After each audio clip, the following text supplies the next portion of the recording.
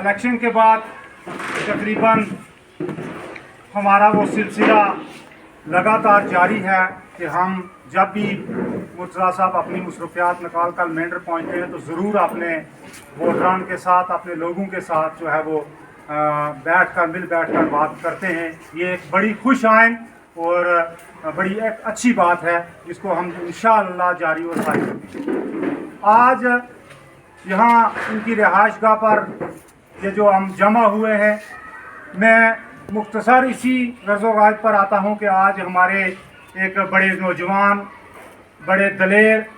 जुर्रतमंद, दल बहादुर नौजवान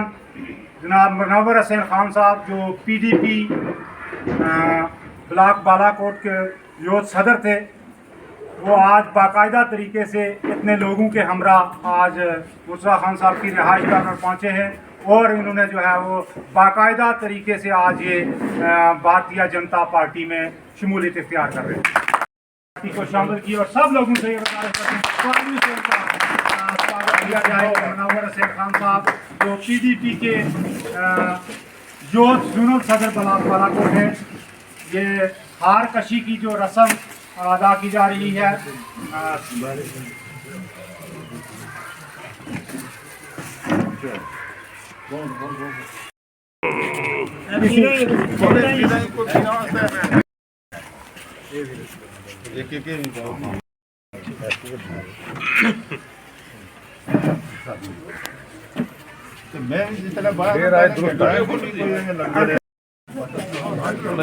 थोड़ा साइड थोड़ा साइड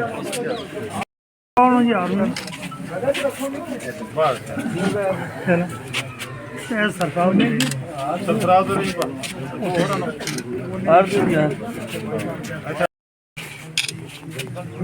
बस ही बस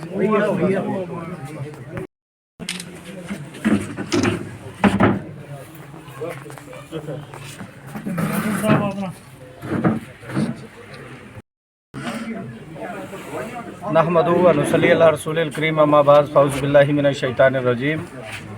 जावेद साहब, आपने पूछा कि आपने पीपल डेमोक्रेटिक पार्टी को खैराबाद क्यों कहा।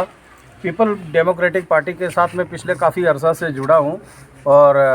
बालाकोट का मैं सदर भी रहा और बड़े अच्छे और बड़ी दलेरी से मैंने काम भी किया। लेकिन पिछले दिनों जब हमारी ST स्टेटस का मामला आया और वाहिदुर रहमान परा साहब पहले भी ट्वीट करते रहे, हमने पहले भी काफ़ी देर बर्दाश्त किया। फिर हमारी इल्तिजा मुफ्ती साहब आई, हमने उनका बड़ा स्वागत किया और अच्छे तरीके से काम किया। लेकिन जब उन्होंने ST स्टेटस के मामले में पिछले दिनों वो धरने में आकर उल्ला साहब के साथ बैठे, उस दिन बड़ा दिल दुखी हुआ। मेरा कहने का ये मतलब है, कलमा पढ़ने वाले हम सब बराबर हैं, हम भाई भाई हैं। लेकिन जिस दिन हमारी कौम के बीच में या हमारी कौम पे किसी ने वार किया, तो उस दिन मुनव्वर की लाखों पार्टियां या किसी भी मेरे नौजवान की लाखों पार्टियां कुर्बान, क्योंकि ये ST स्टेटस जो है ये हमें सेंट्रल गवर्नमेंट ने 40 साल देना मांग, जिसमें हमारे बड़े बुज़ुर्ग मतलब इसमें कशमकश और ख़ासकर हमारे एक माहिर कानूनदान मुर्तज़ा खान साहब ने बड़ी मेहनत की।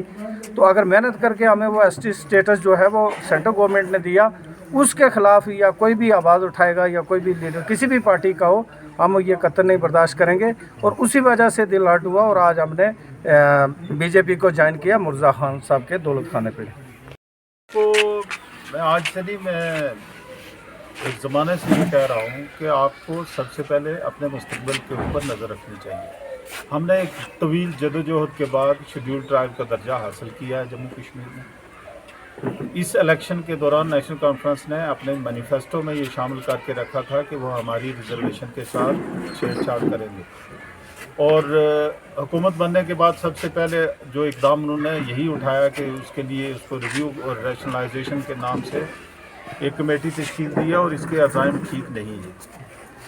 नौजवानों से मेरी ये अपील है, मेंढर के नौजवानों से नहीं बल्कि पूरे पीर पंचाल के नौजवानों से मैं ये गुजारिश करूँगा कि आपको फोकस करना चाहिए कि आपका बेहतर मुस्तकबिल कहाँ पर पिन्हा है और उसके लिए आप सबको यकजा होना चाहिए। ये जो जज्बाती नारे देकर आज तक हमें गुमराह किया गया, 1947 से हमारी तकसीम जो इस तरीके से अमल में लाई इस नेशनल कॉन्फ्रेंस ने कि हमें महबूस करके रख दिया इस सरहदी इलाके में, اور آج بھی وہ اپنی کرسی کی خاطر ہمارے لوگوں کو اسی استحصالی رویہ کا شکار بنا رہے ہیں۔ تو میں تمام نوجوانوں سے، پیر پنچال کے نوجوانوں سے یہ گزارش کروں گا کہ وہ سامنے آئیں، فرنٹ پہ آئیں، کام کریں، اسی جماعت کے ساتھ جڑیں، چونکہ اس کے ساتھ ہماری یہ کمٹمنٹ ہے کہ ہم احسان کا بدلہ احسان سے دیں گے۔ اور مجھے یہ خوشی ہے کہ ہر چڑھتے سورج کے ساتھ مجھے کہیں نہ کہیں سے کوئی نوجوان کنٹیکٹ کر رہا ہوتا ہے، جس وہ اپنی خواہش کا اظہار کر رہا ہوتا ہے کہ وہ ہمارے اس کاروان، ہمارے اس قافلے کے ساتھ شامل ہونا چاہتا ہے۔ منور صاحب کا آج یہاں آنا بھی اسی سلسلے کی ایک کڑی ہے۔ منور ایک انتہائی باہمت پولیٹیکل ورکر ہیں اور میں ذاتی طور پہ بہت متاثر ہوں ان کے کام کرنے کے طریقے سے۔ انہوں نے پیپلز ڈیموکریٹک پارٹی میں رہ کے اچھے طریقے سے کام کیا اور میں امید کرتا ہوں کہ یہاں ان کو اور بھی زیادہ بہتر موقع ملے گا کام کرنے کا۔ اور یہ اکیلے نہیں بلکہ ہماری ایک بہترین ٹیم ہے یہاں پہ مینڈر کے اندر یوتھ کی، جو ہمارے ساتھ، میرے ساتھ جڑے ہیں، اس پارٹی کے ساتھ جڑے ہیں۔ میں ان سب سے یہ گزارش کروں گا کہ آپ نے یہ انتظار نہیں کرنا ہے کہ اگلا الیکشن کب ہوگا، بلکہ ہر نیا دن آپ کے سامنے ایک چیلنج لے کے آ رہا ہے اور ہمیں اس کے لیے تیار ہونا ہے۔ فی الحال جیسا کہ ہم نے پچھلے دنوں یہاں مینڈر میں ایک میٹنگ کی تھی 19 دسمبر کو، اس میں واضح کیا تھا کہ یہ حکومت ہماری ریزرویشن کے درپے ہے، اس کے ساتھ کھلواڑ کرنا چاہتی ہے اور ممکن ہے کہ ہمیں اس کے خلاف ایک مہم چلانی ہوگی۔ تو ایسی صورت کے لیے آپ سب کو تیار ہونا چاہیے، اپنی صفوں میں اتحاد رکھیں اور ایک ہی جگہ پہ اپنی نظر مرکوز کریں، اور وہ یہ ہے کہ آپ کا بہتر مستقبل کس جگہ ہے۔ میں امید کرتا ہوں کہ پورے خطہ پیر پنچال کے نوجوان، خاص کر وہ نوجوان، اس طبقہ کے نوجوان جو اس ریزرویشن سے مستفید ہوئے ہیں، ان کے لیے میرا یہ پیغام ہے کہ وہ کسی طرح کی غفلت کا شکار نہ ہوں، بے راہ روی کا شکار نہ ہوں، سیاسی اور جذباتی نعرے جو ہیں ان کو درکنار کریں اور یکجا ہو جائیں، ایک پلیٹ فارم پہ ہوں، اسی میں آپ کا بہتر مستقبل جو ہے وہ بنا ہے۔ شکریہ۔ سے یہ میڈیا کے لوگوں کے لیے یہ کوئی نئی بات ہوگی یا عام جو ایک سادہ لو انسان ہے جو کسی کے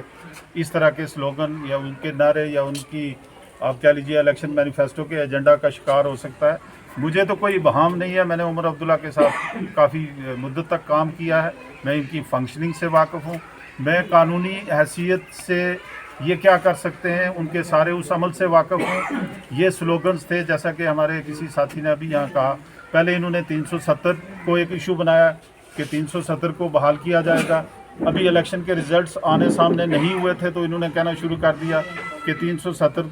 کو بحال کرنا ہمارے لیے مشکل ہوگا کیونکہ یہ اس پارٹی نے بحال کرنا ہے جس کے ہم خلاف ہیں اور وہ اقتدار میں ہیں۔ اس کے بعد دوسرا ایشو ان کے سامنے اسٹیٹ کو بحال کرنے کا تھا، تو ابھی حکومت بنتے ہی ساتھ انہوں نے یہ کہنا شروع کر دیا کہ شاید اسٹیٹ ہمیں بحال نہیں ہم کروا پائیں گے۔ اور ان تمام ایشوز سے جس وقت انہوں نے دیکھا کہ یہ جو اپنی کمٹمنٹ سے ان کو پورا کرنے میں ناکام رہے، تو پھر اس کے بعد تیسرا بڑا ایشو انہوں نے ٹیک اپ کیا اور وہ تھا ریزرویشن کے ساتھ کھلواڑ۔ کل میں دیکھ رہا تھا چیف منسٹر کو، وہ کہہ رہے ہیں کہ اس گورنمنٹ کے بننے کے بعد کا سب سے بڑا اقدام جو میری نظر میں جموں کشمیر میں رونما ہو رہا ہے وہ ریلوے کا ڈویژن جموں کو دینا ہے۔ اور ریلوے کا ڈویژن کون دے رہا ہے؟ بھارتیہ جنتا پارٹی اور مرکزی گورنمنٹ۔ تو ان لوگوں نے کیا کرنا ہے یہ آپ بھی جانتے ہیں، میں بھی جانتا ہوں، یہ صرف ایک بہلاوا ہے۔ لوگوں نے ان کو ایک اعتماد دیا ہے ایک خاص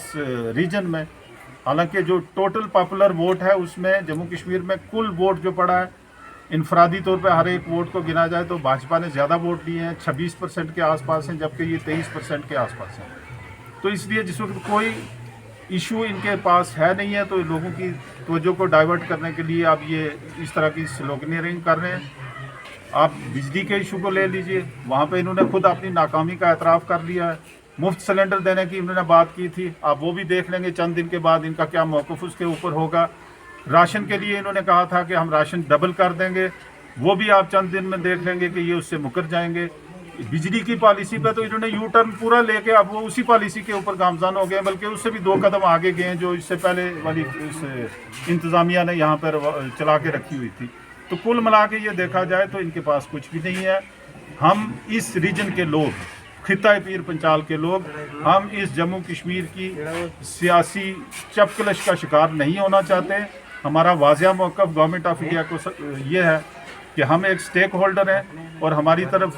ہماری تعمیر و ترقی کے لیے ہماری فلاح و بہبود کے لیے ہمارے ساتھ وہ ڈائریکٹ کنٹیکٹ میں ہوں گے تو انشاءاللہ وہ اس ملک کے لیے بھی اور یہاں کے عوام کے لیے بھی ایک بہتر اور خوشائند مرحلہ ہوگا.